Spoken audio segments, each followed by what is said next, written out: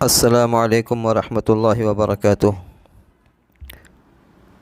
الحمد للہ وکفى وسلام علی عباده الذین اصطفى اما بعد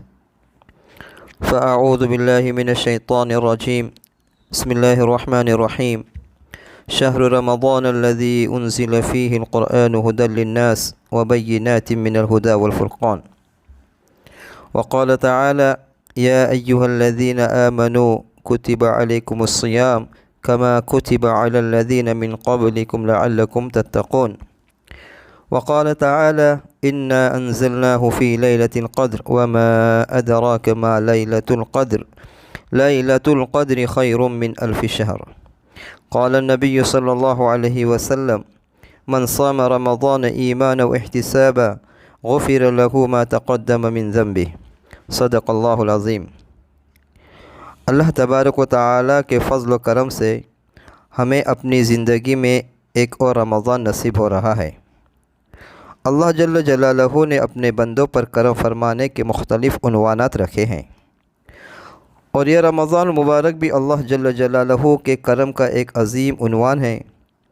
اور اس رمضان کا اپنی زندگی میں حاصل ہو جانا یہ بھی اللہ تبارک و تعالیٰ کی ایک ایسی نوازش ہے جو اس پر جتنا شکر ادا کیا جائے کم ہے۔ آپ ذرا سوچئے، پچھلے رمضان میں یا اس سے پہلے رمضان میں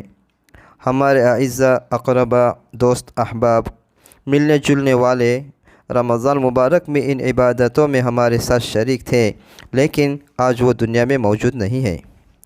لہٰذا جب رمضان مبارک ہم پر سایہ فغن ہو تو سب سے پہلے چیز اور سب سے پہلا کام جو ہم پر واجب ہوتا ہے وہ اللہ جل جلالہ کا شکر ہے۔ اللہ جل جلالہ بعض مرتبہ اپنے غافل بندوں کو اپنی طرف متوجہ فرمانے کے لیے اور رجوع الی اللہ کا ایک موقع فراہم کرنے کے لیے کسی خاص دن کو، کسی خاص مہینے کو، کسی خاص عشرے کو اپنی طرف منسوب فرما لیتے ہیں، نسبت عطا فرما دیتے ہیں کہ یہ میرا دن ہے، یہ میرا مہینہ ہے، یہ میرا عشرہ ہے، یہ میری رحمتوں اور برکتوں کا دن ہے، اور ان خاص دنوں میں، مہینوں میں، اوقات اور عشرے میں اللہ تبارک و تعالیٰ کی خاص رحمتوں اور برکتوں کا نزول ہوتا ہے۔ اسی طرح یہ رمضان کا مہینہ ہے، اللہ تبارک و تعالیٰ نے فرمایا یہ میرا مہینہ ہے۔ اپنی طرف اس مہینے کی نسبت کرنے کی وجہ سے اس کے تقدس میں، اس کی برکتوں میں، اس کے لطف میں کہیں سے کہیں اضافہ ہو گیا۔ یہ نسبت کہ یہ میرا مہینہ ہے، اس لیے فرماتے ہیں کہ ہم لوگ اپنے 11 مہینوں کی زندگی میں، اپنے دنیا کے کام دھندوں میں، صبح شام کی مصروفیاتوں میں، بیوی بچوں کے ساتھ اٹھنے بیٹھنے میں اتنے مگن رہتے ہیں کہ براہ راست اللہ تبارک و تعالیٰ کے ساتھ تعلق جوڑنے میں جو کام ہے وہ پیچھے رہ جاتے ہیں۔ اگرچہ یہ سارے کام جائز ہے اور ان کاموں کو سنت نیتوں کے ساتھ کیے تو عبادت بھی ہے، اور اللہ تبارک و تعالیٰ اپنے فضل و کرم سے ان پر بھی ثواب عطا فرماتے ہیں، لیکن ایک ہوتا ہے براہ راست اللہ تعالیٰ کے ساتھ تعلق قائم کرنا، اللہ تعالیٰ سے لو لگانا، اللہ تعالیٰ کی طرف رجوع کر کے اپنا ایک بندگی کا رشتہ اللہ کے ساتھ قائم کرنا کہ اللہ میں بندہ ہوں اور آپ میرے پروردگار ہیں۔ بے شک یہ رمضان مبارک رحمت کا مہینہ ہے، یہ مغفرت کا مہینہ ہے، اور آگ سے خلاصی کا مہینہ ہے، یہ نیک عمل کرنے کا مہینہ ہے، یہ توبہ کا مہینہ ہے، یہ ایسا مہینہ ہے کہ رحمان اس میں بے انتہا احسان و کرم کے ساتھ تجلی کرتا ہے۔ یہ ہمدردی اور غمگساری کا مہینہ ہے۔ اللہ تعالیٰ نے اس مہینے کے روزے کو فرض فرمایا ہے۔ روزے کو عربی میں صوم یا صیام کہتے ہیں، جس کے معنی ہے کسی چیز سے رک جانا اور ترک کر دینا، اور شریعت کی اصطلاح میں صوم سے مراد یہ ہے کہ آدمی صبح صادق سے غروب آفتاب تک کھانے پینے اور جنسی ضرورت پورے کرنے سے رک جائے۔ روزے کی اہمیت اور فضیلت آپ صلی اللہ علیہ وسلم کی اس حدیث سے معلوم ہوتی ہے کہ آپ صلی اللہ علیہ وسلم نے فرمایا، جو شخص کسی شرعی عذر اور مرض کے بغیر رمضان کا ایک روزہ بھی چھوڑ دے تو وہ اگر عمر بھر بھی روزہ رکھے تب بھی اس کی تلافی نہیں ہو سکتی۔ روزے کا حقیقی مقصد یہ ہے کہ آدمی کے اندر تقوی پیدا ہو، آپ صلی اللہ علیہ وسلم نے فرمایا، جب تو روزہ رکھے تو لازم ہے کہ تو اپنے کانوں، اپنی آنکھوں، اپنی زبان، اپنے ہاتھ اور اپنے سارے اعضائے جسم کو خدا کی ناپسندیدہ باتوں سے روکے رکھے۔ رمضان المبارک کا مہینہ اپنی مخصوص عبادات یعنی روزے اور قیام یعنی تراویح کو کسی نہ کسی صورت میں قرآن مجید پر مرکوز کر دیتا ہے۔ اس مہینے کا اصل حاصل ہی قرآن کا سننا اور پڑھنا ہے۔ اپنا تعلق قرآن مجید سے جوڑے، قرآن مجید کی صحت اور معیت میں بسر کرے اور نماز تراویح کی پابندی کرے۔ اس سے فائدہ حاصل یہ ہوگا کہ تراویح کی ایک سنت حاصل ہوگی، ساتھ ہی ساتھ قرآن مجید کا ایک بار سننے کا موقع ملے گا۔ اس مبارک مہینے کے آخری عشرے میں ایک رات ہے جس کو قرآن شریف نے لیلۃ القدر اور لیلۃ المبارکہ کہا ہے، اور اس کو 1000 مہینوں سے زیادہ افضل قرار دیا ہے۔ لیلۃ القدر وہ رات ہے جس کو خدا کے نزدیک بڑی عظمت اور فضیلت حاصل ہے، اور اس کی قدر و عظمت کے لیے یہ دلیل کافی ہے کہ خدا نے اس میں قرآن جیسی عظیم نعمت کو نازل فرمایا۔ احادیث سے معلوم ہوتا ہے کہ یہ رات رمضان مبارک کے آخری عشرے کی طاق راتوں میں سے کوئی ایک رات ہے،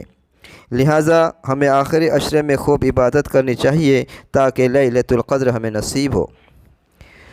اسی طرح ایک اور عمل ہے زکوٰۃ۔ زکوٰۃ کے لفظی معنی پاک و صاف کرنا ہے۔ زکوٰۃ کو زکوٰۃ اس لیے کہا جاتا ہے کہ اس کی ادائیگی سے مال پاک و صاف ہوتا ہے، اس میں افزائش اور برکت ہوتی ہے۔ زکوٰۃ اگرچہ رمضان مبارک میں دینا کوئی لازم یا فرض نہیں ہے، لیکن عمومی طور پر ہمارے یہاں یہ ایک مزاج بنا ہوا ہے کہ یہ مہینہ خیر و برکت کا ہے، زیادہ ثواب ملتا ہے، اس لیے اس مہینے میں زکوٰۃ نکالنے کا اہتمام کرتے ہیں۔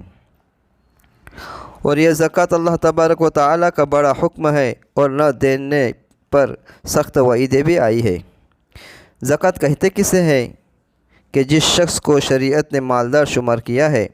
شریعت کے نظر میں جو مالدار ہے وہ اس سیونگ پر 2.5% حصہ اللہ تبارک و تعالیٰ کے بتائے ہوئے مصارف میں دینا فرض ہے، لازم ہے۔ اللہ تعالیٰ بار بار ہمیں کہتا ہے، ہم نے جو تمہیں دیا ہے وہ تمہیں خرچ کرنا ہے۔ یہ مال دیا ہوا اللہ تبارک و تعالیٰ کا ہے، اور اللہ تعالیٰ ہی مانگتا ہے، اور اس کے مانگنے پر ہمارے اللہ برکتوں کے وعدے بھی کر رہے ہیں کہ میں مال کو بھی پاک کر دوں گا، دل کو بھی پاک کر دوں گا، تیرے معاشرے کو بھی پاک کر دوں گا، تیری روزی کے اندر برکت دوں گا، اور آخرت کے اندر ذخیرہ کر کے رکھ دوں گا۔ اتنے ثواب اللہ تبارک و تعالیٰ نے گنائے ہیں۔ لہذا زکوٰۃ کے معاملے میں اپنے علماء کرام، مفتیان کرام کے پاس جائے، اپنے مال کا شرعی آڈٹ کرائے اور پتہ کرے کہ کتنی زکوٰۃ لازم بنتی ہے، اور ان کے کہنے کے مطابق زکوٰۃ ادا کرے۔ زکوٰۃ کا شریعت نے ایک نصاب بتایا ہے، جیسے 85 گرام سونا اور 600 گرام چاندی۔